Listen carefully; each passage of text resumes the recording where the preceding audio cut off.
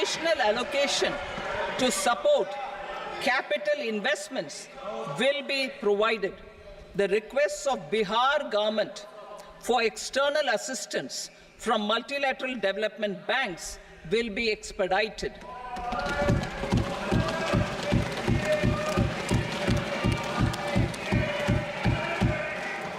Andhra Pradesh Reorganization Act. Our government has made concerted efforts to fulfill the commitments in Andhra Pradesh Reorganization Act.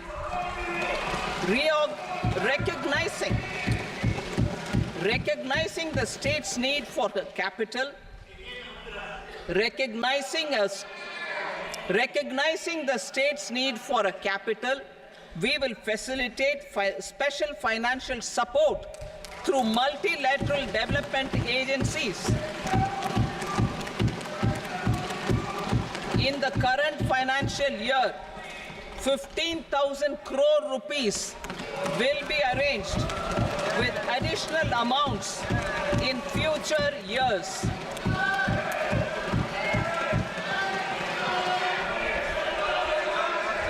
Our government is fully committed to financing and early completion of the Polavaram irrigation project, which is the lifeline for Andhra Pradesh and its farmers. This will facilitate our country's food security as well. Under the Act, Andhra Pradesh Reorganization Act, for promoting industrial development, funds will be provided for essential infrastructure such as water, power, railways, and roads. In Kopparthi node on the Visakhapatnam-Chennai Industrial Corridor and Varavakal node on the Hyderabad-Bengaluru Industrial Corridor. An additional allocation will be provided this year towards capital investment for economic growth. Grants for backward regions of Rayalaseema, Prakasham, North Coastal Andhra, as stated in the Act, will be provided. PM Awas Yojana. 3 crore additional houses under the PM Awas Yojana in rural and urban areas in the country have been announced, for which the necessary allocations are being made. Women-led development. For promoting women-led development, the budget carries an allocation of more than 3 lakh crore for schemes benefiting women and girls. This signals our government's commitment for enhancing women's role in economic development. Pradhan Mantri Janjatiya Unnat Gram Abhiyan. For improving the socio-economic condition of tribal communities, we will launch the Pradhan Mantri Janjatiya Unnat Gram Abhiyan by adopting saturation coverage for tribal families in tribal majority villages and aspirational districts.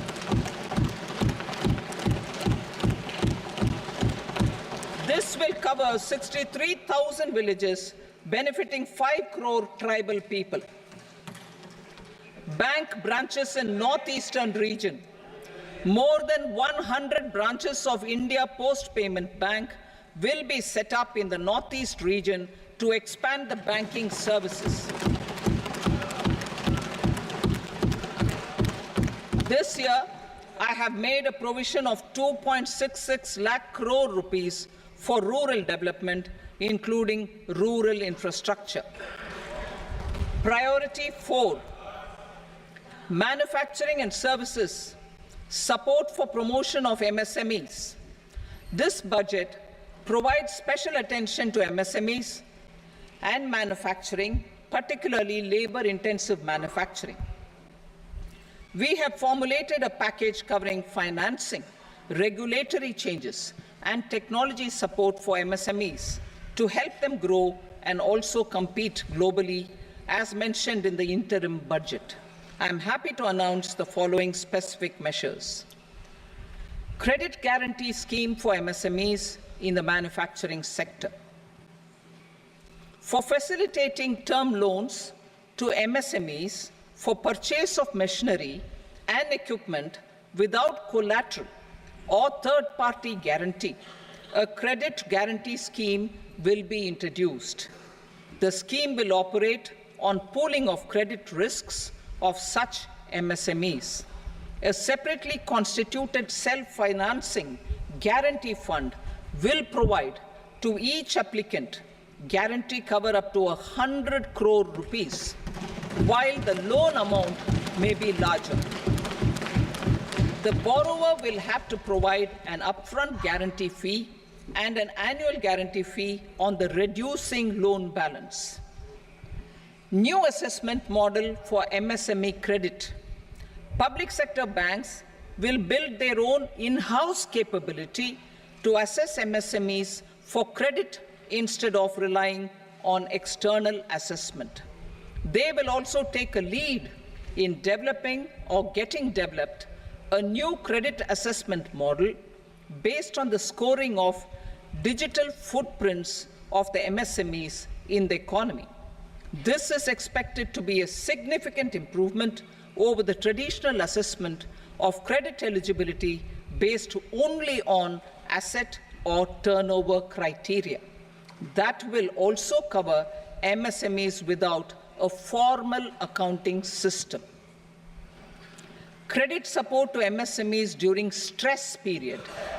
I'm happy to announce a new mechanism for facilitating continuation of bank credit to MSMEs during their stress period while being in special mention account, SMA stage, for reasons beyond their control.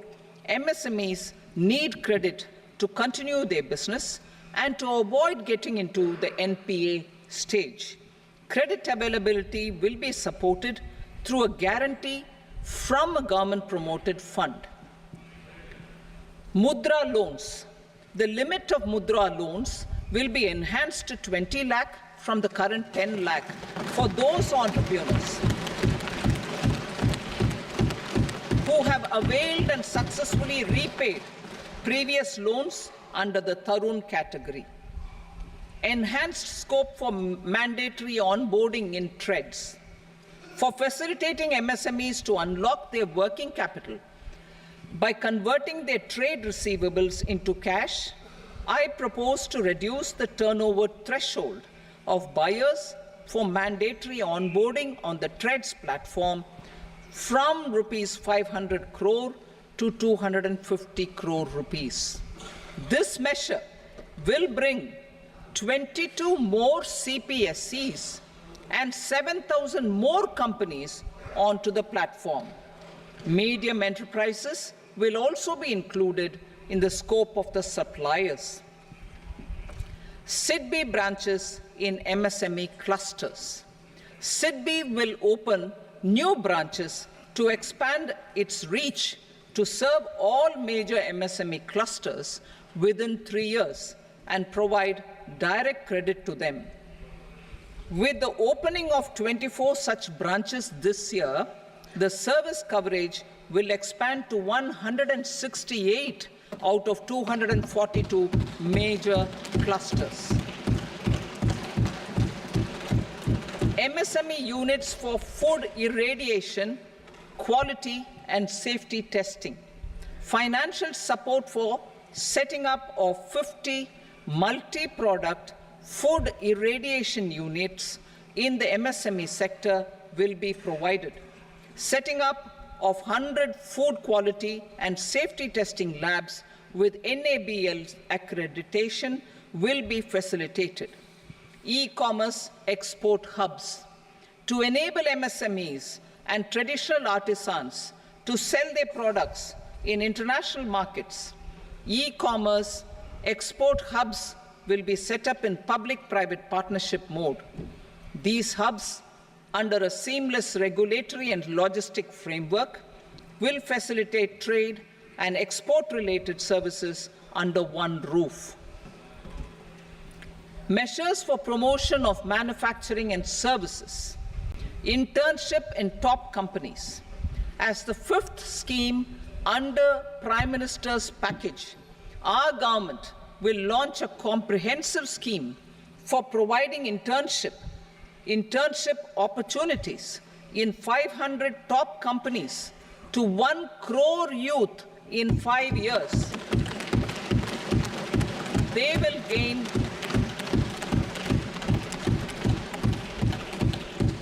will gain exposure for 12 months to real-life business environment, varied professions, and employment opportunities. An internship allowance of 5,000 per month, 5,000 rupees per month, along with a one-time assistance of 6,000 rupees will be provided. Companies will be expected to bear the training cost and 10% of their internship cost from their CSR funds. Industrial parks. Our government will facilitate development of investment-ready, plug-and-play industrial parks with complete infrastructure in or near 100 cities in partnership with the states and private sector by better using town planning schemes. 12 industrial parks under the National Industrial Corridor Development Program also will be sanctioned.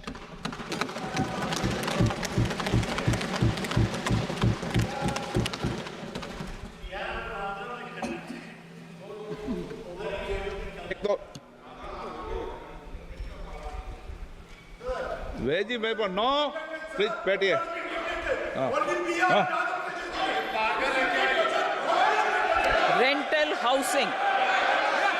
rental housing with dormitory type accommodation for industrial workers will be just 1 minute. Rental housing, I repeat, rental housing with dormitory type accommodation for industrial workers will be facilitated in PPP mode with VGF support and commitment from anchor industries. Shipping industry, ownership, leasing, and flagging reforms will be implemented to improve the share of Indian shipping industry and generate more employment. Critical mineral mission.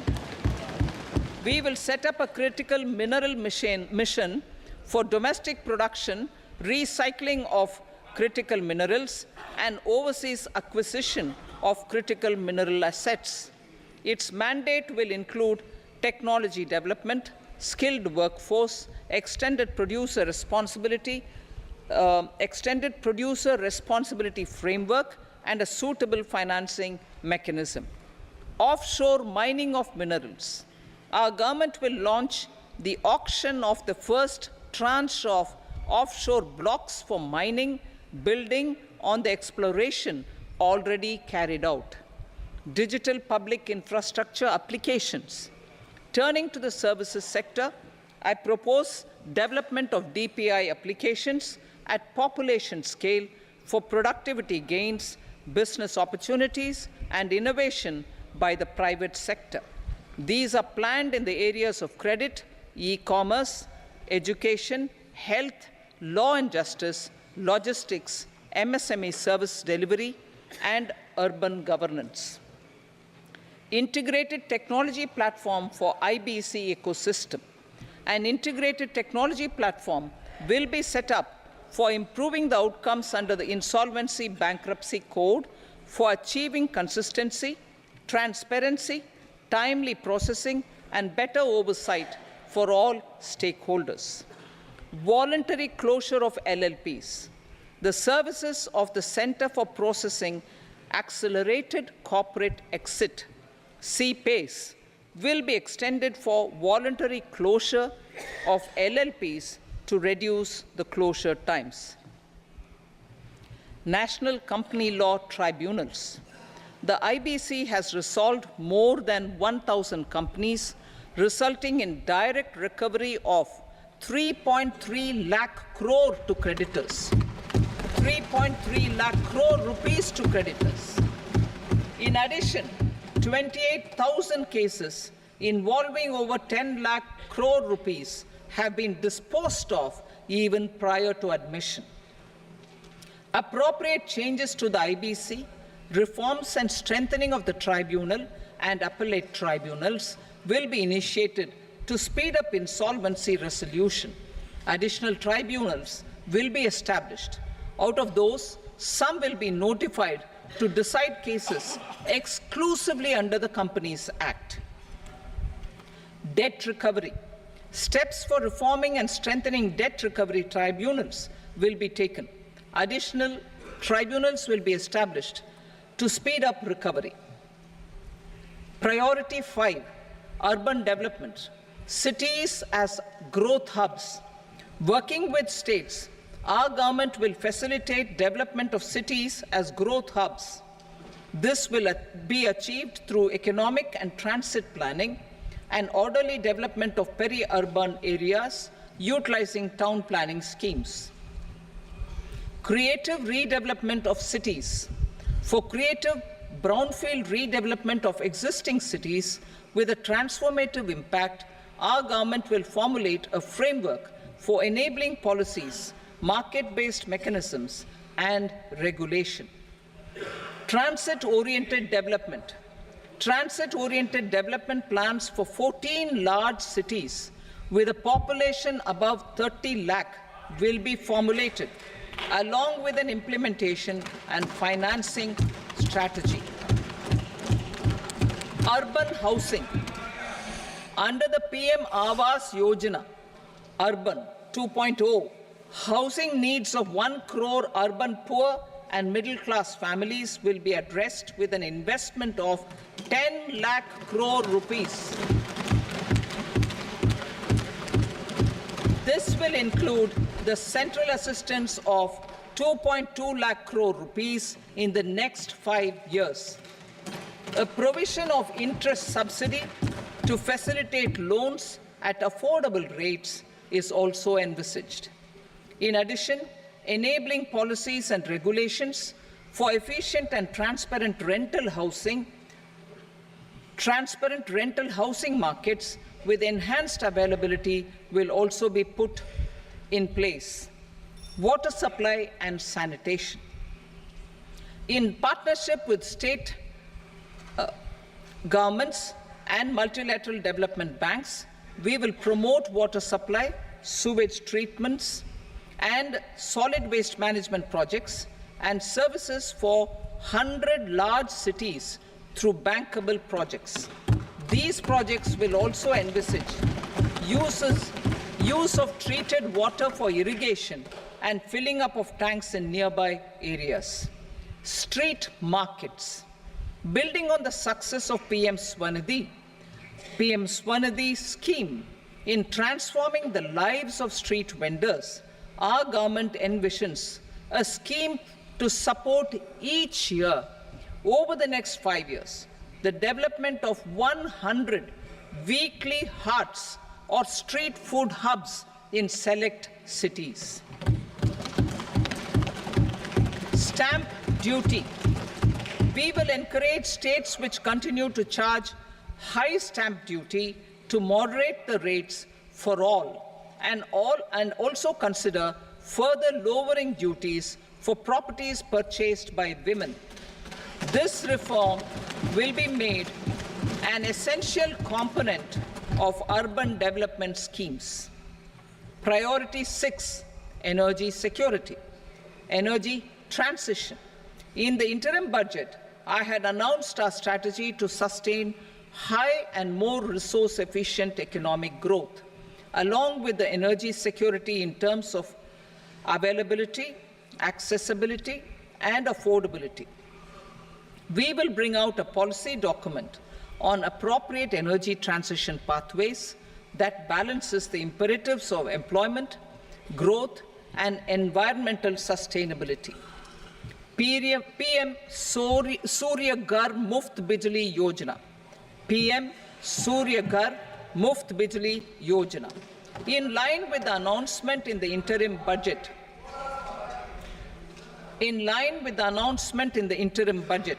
PM Surya Ghar Muft Bijli Yojana has been launched to install rooftop solar plants to enable 1 crore households obtain free electricity up to 300 units every month.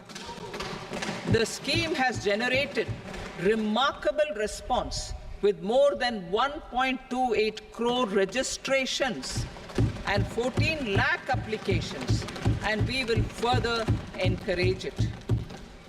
Pumped storage policy. A policy for promoting pumped storage projects will be brought out for electricity storage and facilitating smooth integration of the growing share of renewable energy with its variable and intermittent nature in the overall energy mix. Research and development of small and modular nuclear reactors. Nuclear energy is expected to form a very significant part of the energy mix for Vikasit Bharat. Towards that pursuit, our government will partner with the private sector for 1. Setting up Bharat Small Reactors, 2. Research and development of Bharat Small Modular Reactor, and 3. Research and development of newer technologies for nuclear energy. The R&D funding announced in the interim budget will be made available for this sector also. Advanced ultra supercritical thermal power plants. The development of indigenous technology for advanced ultra supercritical thermal power plants with much higher efficiency has been completed. A joint venture between NTPC and BHEL will set up a full-scale 800 megawatt commercial plant using AUSC technology. The government will provide the required fiscal support. Moving forward, development of indigenous capacity for the production of high-grade steel and other advanced metallurgy materials for these plants will result in strong spin-off benefits for the economy. Roadmap for hard-to-abate industries. A roadmap for moving the hard-to-abate industries from energy efficiency targets to emission targets will be formulated. Appropriate regulations for transition of these industries from the current perform, achieve, and trade mode to Indian carbon market mode will be put in place. Support to traditional micro and small industries. An investment-grade energy audit of traditional micro and small industries in 60 clusters, including brass and ceramic, will be facilitated. Financial support will be provided for shifting them to cleaner forms of energy and implementation of energy efficiency measures. The scheme will be replicated in another 100 clusters in the next phase. Priority 7, infrastructure investment by central government. Significant investment the central government has made over the years in building and improving infrastructure has had a strong multiplier effect on the economy. We will endeavor to maintain strong fiscal support for infrastructure over the next 5 years in conjunction with imperatives of other priorities and fiscal consolidation. This year, I have provided 11,11,111 crore rupees for capital expenditure. This would be 3.4% of our GDP. Infrastructure investment by state governments. We will encourage states to provide support of similar scale for infrastructure, subject to their development priorities. A provision of 1.5 lakh crore rupees for long-term interest-free loans have been made this year also to support the states in their resource allocation. Private investment in infrastructure.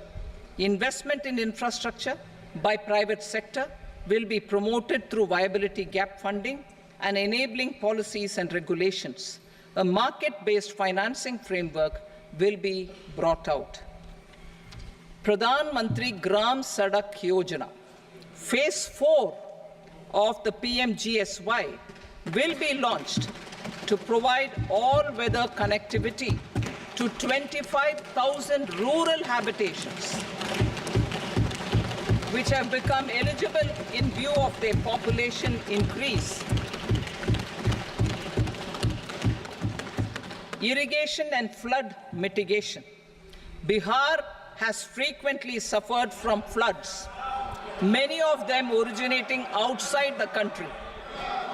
Plans to build flood control structures in Nepal are yet to progress.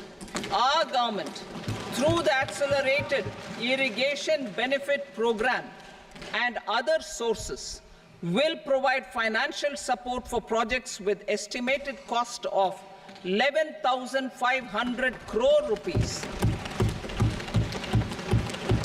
such as the Kosi-Michi intra-state link and 20 other ongoing and new schemes, including barrages, river pollution abatement, and irrigation projects. In addition, survey and investigation of Kosi-related flood mitigation and irrigation projects will be undertaken.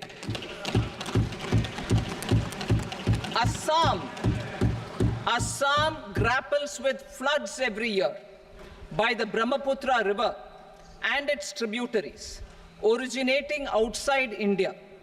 We will provide assistance to Assam for flood management and related projects.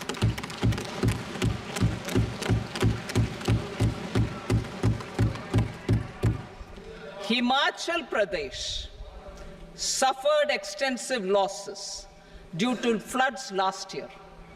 Our government will provide assistance to the state for reconstruction and rehabilitation through multilateral development assistance.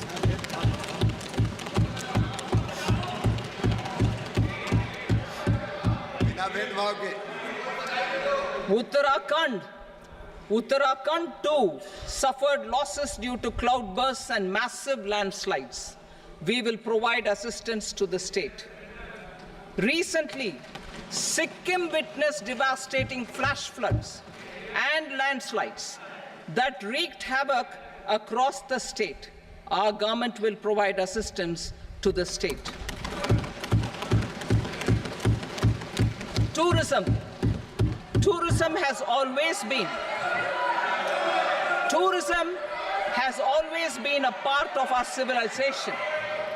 Our efforts in positioning India as a global tourist destination will also create jobs, stimulate investments, and unlock economic opportunities for other sectors. In addition to the measures outlined in the interim budget, I propose the following measures.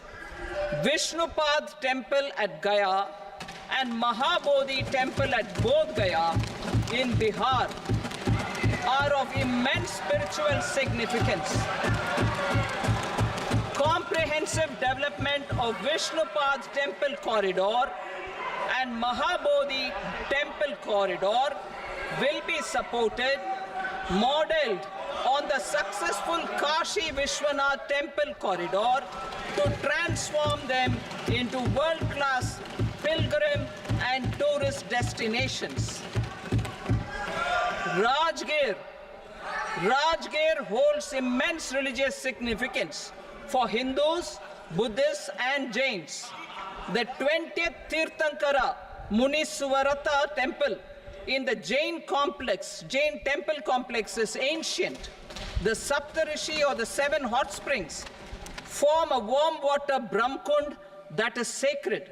A comprehensive development initiative for Rajgir will be undertaken. Our government will support the development of Nalanda as a tourist center, besides reviving Nalanda University to its glorious stature. Odisha's scenic beauty, temples, monuments, craftsmanship, wildlife sanctuaries, natural landscapes, and pristine beaches make it an ultimate tourism destination. Our government will provide assistance for their development to Odisha as well. Priority 8, innovation, research and development. We will operationalize the Anusandhan National Research Fund for basic research and prototype development. Further, we will set up a mechanism for spurring private sector-driven research and innovation at commercial scale with a financing pool of 1 lakh crore rupees in line with the announcement in the interim budget. Space economy. With our continued emphasis on expanding the space economy by 5 times in the next 10 years, a venture capital fund of 1,000 crore rupees will be set up. Priority 9, next generation reforms. Economic policy framework. We will formulate an economic policy framework to delineate the overarching approach to economic development and set the scope of the next generation of reforms for facilitating employment opportunities and sustaining high growth. Our government will initiate and incentivize reforms for 1. Improving productivity of factors of production, and 2. Facilitating markets and sectors to become more efficient. These reforms will cover all factors of production, namely land, labor, capital, and entrepreneurship, and technology as an enabler of improving total factor productivity and bridging inequality. Effective implementation of several of these reforms requires collaboration between the center and the states and building consensus as development of the country lies in development of the states. For promoting competitive federalism and incentivizing states for faster implementation of reforms, I propose to earmark a significant part of the 50-year interest-free loan. Working with the states, we will initiate the following reforms.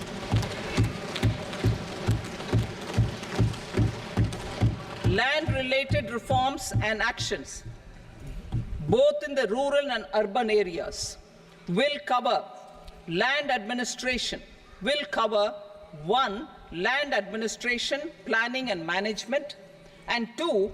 Urban planning usage and building bylaws. These will be incentivized for completion within the next 3 years through appropriate fiscal support. Rural land-related actions. Rural land-related actions will include 1. Assignment of unique land parcel identification number, UL PIN, or Bhu Aadhaar for all lands. 2. Digitization of cadastral maps. 3. Survey of subdivisions, survey of map subdivisions as per current ownership. 4. Establishment of land registry. And 5. Linking to the farmers registry. These actions will also facilitate credit flow and other agricultural services. Urban land-related actions. Land records in urban areas will be digitized with GIS mapping. An IT-based system for property record administration, updating, and tax administration will be established. These will also facilitate improving the financial position of urban local bodies. Labor-related reforms. Services to labor. Our government will facilitate the provision of a wide array of services to labor, including those for employment and skilling. A comprehensive integration of e-Shram portal with other portals will facilitate such one-stop solution. Open architecture databases for the rapidly changing labor market, skill requirements, and available job roles, and a mechanism to connect job aspirants with potential employers and skill providers will be covered in these services. Shram Suvidha and Samadhan portal. Shram Suvidha and Samadhan portal will be revamped to enhance ease of compliance for industry and trade. Capital and entrepreneurship-related reforms, financial sector vision and strategy. For meeting financing needs of the economy, our government will bring out a financial sector vision and strategy document to prepare the sector in terms of size, capacity, and skills. This will set the agenda for the next 5 years and guide the work of the government, regulators, financial institutions, and market participants. Taxonomy for climate finance. We will develop taxonomy for climate finance for enhancing the availability of capital for climate adaptation and mitigation. This will support achievement of the country's climate commitments and green transition. Variable capital company structure. We will seek the required legislative approval for providing an efficient and flexible mode for financing leasing of aircrafts and ships and pooled funds of private equity through a variable company structure. Foreign direct investments and overseas investment. The rules and regulations for foreign direct investment and overseas investments will be simplified to 1. Facilitate foreign direct investments, 2. Nudge prioritization, and 3. Promote opportunities for using Indian rupee as a currency for overseas investment. NPS Vatsalya. NPS Vatsalya, a plan for contribution by parents and guardians for minors, will be started. On attaining the age of majority, the plan can be converted seamlessly into a normal NPS account. Use of technology. We have successfully used technology for improving productivity and bridging inequality in our economy during the past 10 years. Public investment in digital infrastructure and innovations by the private sector have helped in improving access of all citizens, particularly the common people, to market resources, education, health and services. We will step up adoption of technology towards digitalization of the economy. Ease of doing business. For enhancing ease of doing business, we are already working on the Jan Vishwas Bill 2.0. Further, states will be incentivized for implementation of the business reforms, action plans, and digitalization. Data and statistics. For improving data governance, collection, processing and management of data and statistics, different sectoral databases, including those established under the Digital India Mission, will be utilized with active use of technology tools. New pension scheme. The committee to review the NPS has made considerable progress in its work. I'm happy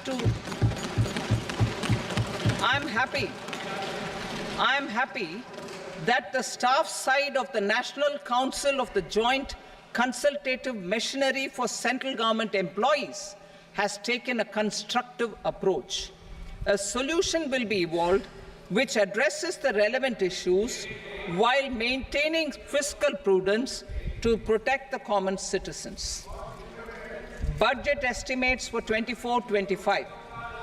For the year 24-25, total receipts other than borrowings and the total expenditure are estimated at 32.07 lakh crore rupees and 48.21 lakh crore rupees respectively. The net tax receipts are estimated at 25.83 lakh crore rupees. The fiscal deficit is estimated at 4.9% of the GDP. The gross and the net market borrowings through dated securities during 24-25 are estimated at 14.01 lakh crore rupees and 11.63 lakh crore rupees respectively. Both will be less than that in 23-24. The fiscal consolidation path announced by me in 2021 has served our economy very well, and we aim to reach the deficit below 4.5% next year. The government is committed to staying the course.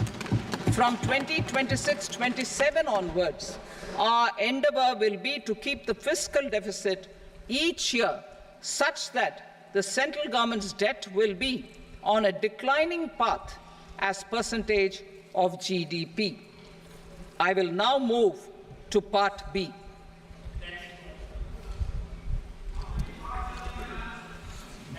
Indirect taxes.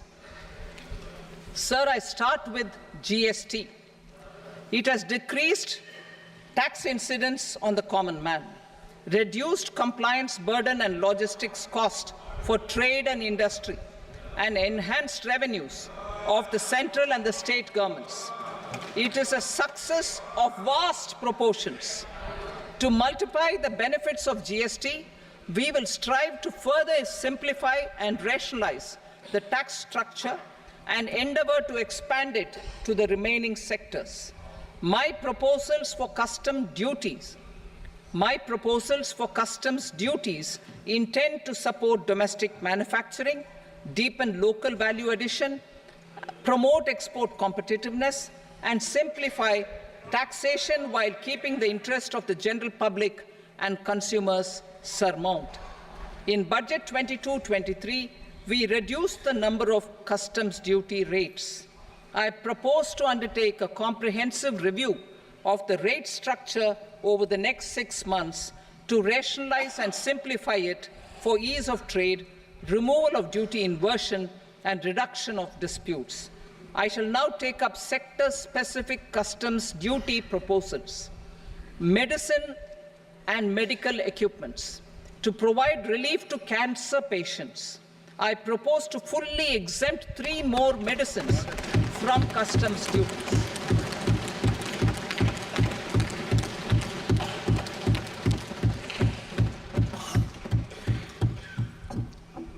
I also propose changes in the BCD on X-ray tubes and flat panel detectors for use in medical X-ray machines under the phased manufacturing program so as to synchronize them with the domestic capacity addition.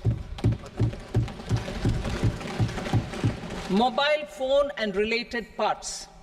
With a 3-fold increase in domestic production and almost a 100-fold jump in exports of mobile phones over the last 6 years, the Indian mobile industry has matured.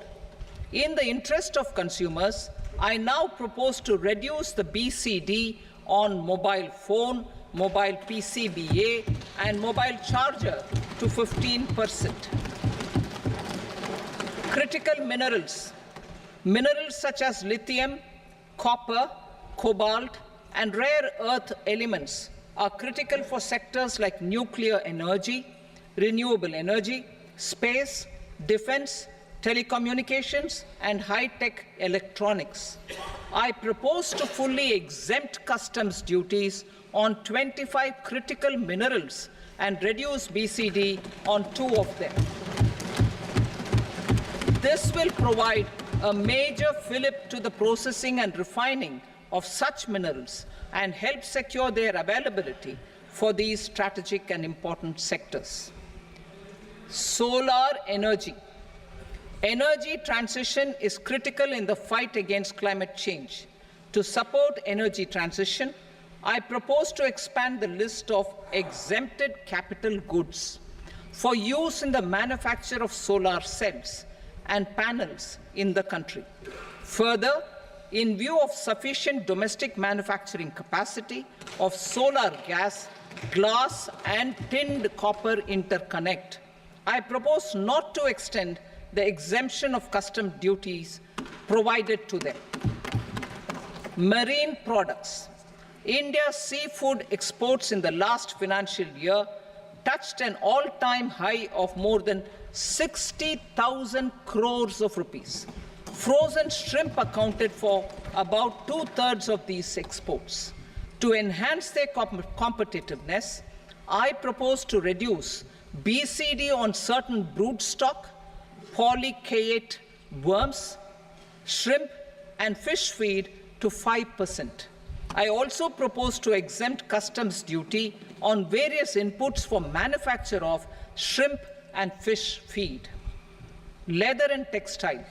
Similarly, to enhance the competitiveness of exports in the leather and textile sectors, I propose to reduce BCD on real down-filling material from duck or goose. I am also making additions to the list of exempted goods for manufacture of leather and textile garments, footwear, and other leather articles for export.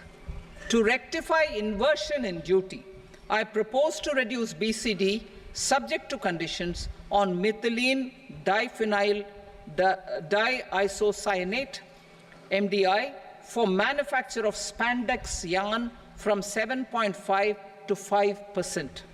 Furthermore, the export duty structure on raw hides, skin, and leather is proposed to be simplified and rationalized.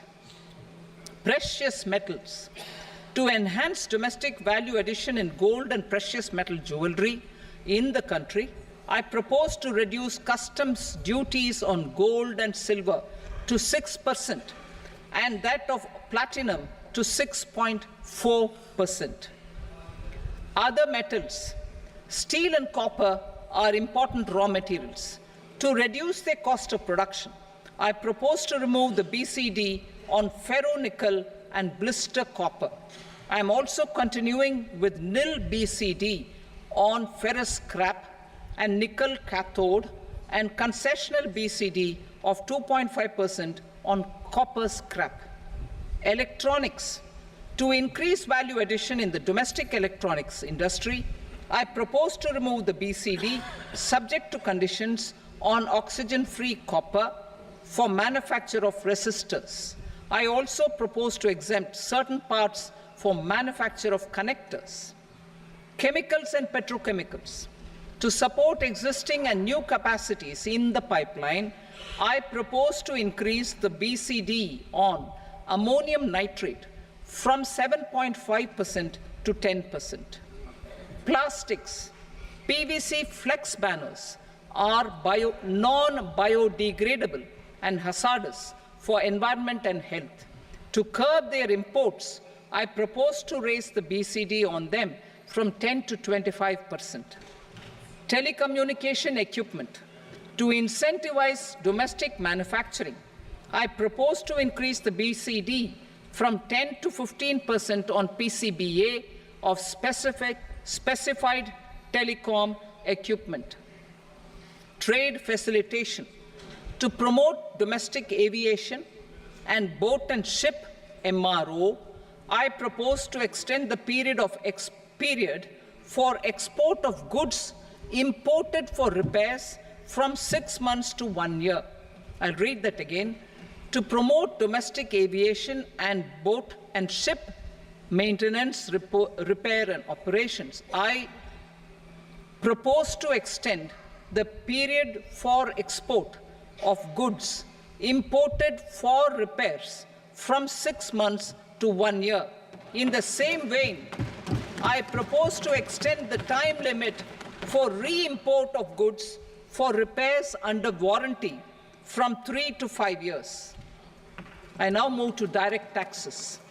We will continue our efforts to simplify taxes, improve taxpayer services, provide tax certainty, and reduce litigation while enhancing revenues for funding the development and welfare schemes of the government. It has been our endeavour to simplify taxation. We have taken a number of measures in the last few years, including introduction of simplified tax regimes without exemptions and deductions for corporate tax and for personal income tax. This has been appreciated by taxpayers. 58% of corporate tax came from the simplified tax regime in the financial year 22-23. Similarly, as per data available till now, for the last fiscal, more than 2/3 have availed the new personal income tax regime. Comprehensive review of the Income Tax Act. I am now announcing a comprehensive review of the Income Tax Act 1961. The purpose is to make the Act concise, lucid, easy to read and understand. This will reduce disputes and litigation, thereby providing tax certainty to the taxpayers. I will also bring down the demand embroiled in litigation. It is proposed to be completed in 6 months. A beginning is being made in the Finance Bill by simplifying the tax regime for charities, tedious rate structures, provisions of reassessment and such provisions, and capital gains taxation. Simplification for charities and tedious. Two tax exemption regimes. The two tax exemption regimes for charities are proposed to be merged into one. The 5% tedious rate on many payments is being merged into the 2% tedious rate, and the 20% tedious rate on repurchase of units by mutual funds or UTI is being withdrawn. Tedious rate on e-commerce operators is proposed to be reduced from 1 to 0.1%. Moreover, credit of TCS is proposed to be given in the TDS to be deducted on salary. Further, I propose to decriminalize delay for payment of TDS up to the due date of filing statement for the same. I also plan to provide a standard operating procedure for TDS defaults and simplify and rationalize the compounding guidelines for such defaults. Simplification of reassessment. I propose to thoroughly simplify the provisions for reopening and reassessment. An assessment hereinafter can be reopened beyond 3 years from the end of the assessment year only if the escaped income is 50 lakh rupees or more, up to a maximum period of 5 years from the end of the assessment year. Even in such cases, a time limit of 6 years before the year of the search, as against the existing time limit of 10 years, is being proposed. This will reduce tax uncertainty and disputes. Simplification and rationalization of capital gains. Capital gains taxation is also proposed to be hugely simplified. Short-term gains on certain financial assets shall henceforth attract a tax rate of 20%, while that on all other financial assets and all non-financial assets shall continue to attract the applicable tax rate. Long-term gains on all financial and non-financial assets, on the other hand, will attract a tax rate of 12.5%. For the benefit of the lower and the middle income classes, I propose to increase the limit of exemption of capital gains on certain financial assets to 1.25 lakh rupees per year. Listed financial assets held for more than a year will be classified as long-term, while unlisted financial assets and all non-financial assets will have to be held for at least 2 years to be classified as long-term. Unlisted bonds and debentures, debt mutual funds, and market-linked debentures, irrespective of holding period, however, will attract tax on capital gains at applicable rates. Taxpayer services. All the major taxpayer services under GST and most services under customs and income tax have been digitalized. All remaining services of customs and income tax, including rectification and order giving effect to appellate orders, shall be digitalized and made paperless over the next 2 years. Litigation and appeals. While our concerted efforts to reduce pendency of appeals at various appellate fora are beginning to show good results, it will continue to engage our highest attention. To dispose of the backlog of first appeals, I plan to deploy more officers to hear and decide such appeals, especially those with large tax effect. For resolution of certain income tax disputes pending in appeal, I am also proposing Vivad Se Vishwas Scheme 2024. Further, I propose to increase monetary limits for filing appeals related to direct taxes, excise, and service tax in the tax tribunals, high courts, and Supreme Court to 60 lakh rupees, 2 crore rupees, and 5 crore respectively, with a view to reduce litigation and provide certainty in international taxation. We will expand the scope of safe harbor rules and make them more attractive. We will also streamline the transfer pricing assessment procedure. Employment and investment. I have a few proposals to promote investment and foster employment. First of all, to bolster the Indian startup ecosystem, boost the entrepreneurial spirit, and to support innovation, I propose to abolish the so-called angel tax for all classes of investors. Second, there is tremendous potential for cruise tourism in India. To give a fillip to this employment-generating industry, I am proposing a simpler tax regime for foreign shipping companies operating domestic cruises in the country. Third,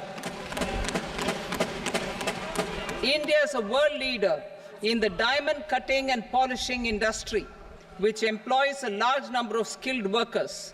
To further promote the development of this sector, we would provide for safe harbor rates for foreign mining companies selling raw diamonds in the country. Fourth, to attract foreign capital for our development needs, I propose to reduce the corporate tax rate on foreign companies from 40 to 35%. Deepening the tax base. I have a couple of proposals for deepening the tax base. First, security transaction tax on futures and options of securities is proposed to be increased to 0.02% and 0.1% respectively. Second, for reasons of equity, I propose to tax income received on buyback of shares in the hands of recipients.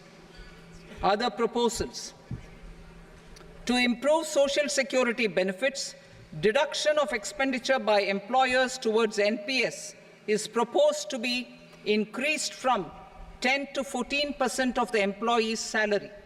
Similarly, deduction of this expenditure up to 14% of salary from the income of employees in private sector, public sector banks, and undertakings opting for the new tax regime is proposed to be provided.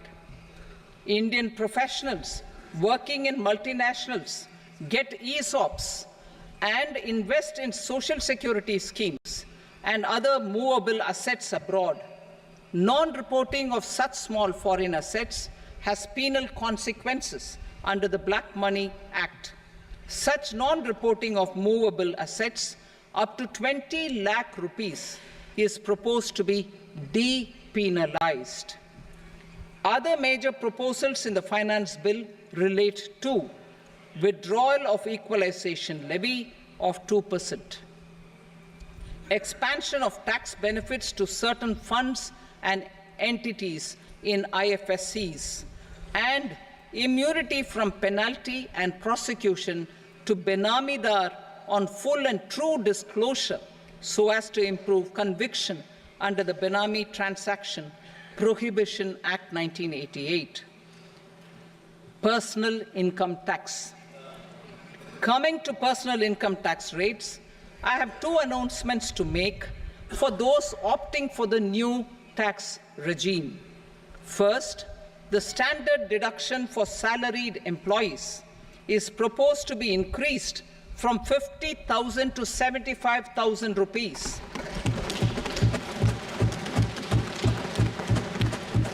Similarly, deduction on family pension for pensioners is proposed to be enhanced from 15,000 to 25,000 rupees.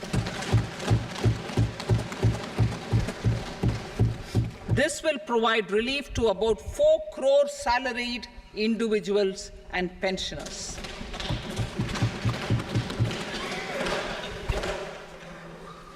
Second, in the new tax regime, the tax rate structure is proposed to be revised as follows: 0 to 3 lakh rupees, nil; 3 to 7 lakh rupees, 5%; 7 to 10 lakh rupees, 10%; 10 to 12 lakh rupees, 15%; 12 to 15 lakh rupees, 20%; and above 15 lakh rupees, 30%.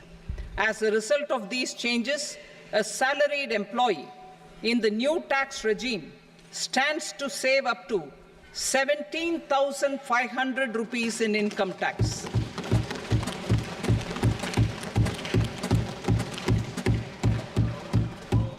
Apart from these, I am also making some other changes as given in the annexure.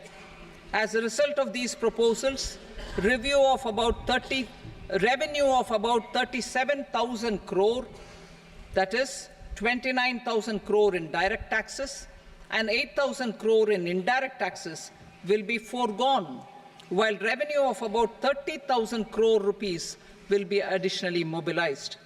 Thus, the total revenue foregone is about 7,000 crores annually. Mr. Speaker, sir, with this, I commend the budget to this august House. Jai Hind.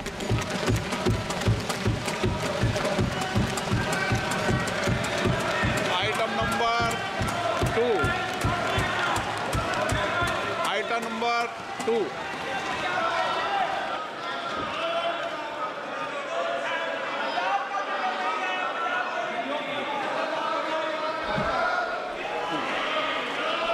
Sir, with your permission, I rise to lay on the table the following statements under Section 3 of the Fiscal Responsibility and Budget Management, FRBM Act 2003, Medium-Term Fiscal Policy cum Fiscal Policy Strategy Statement, and Macroeconomic Framework Statement.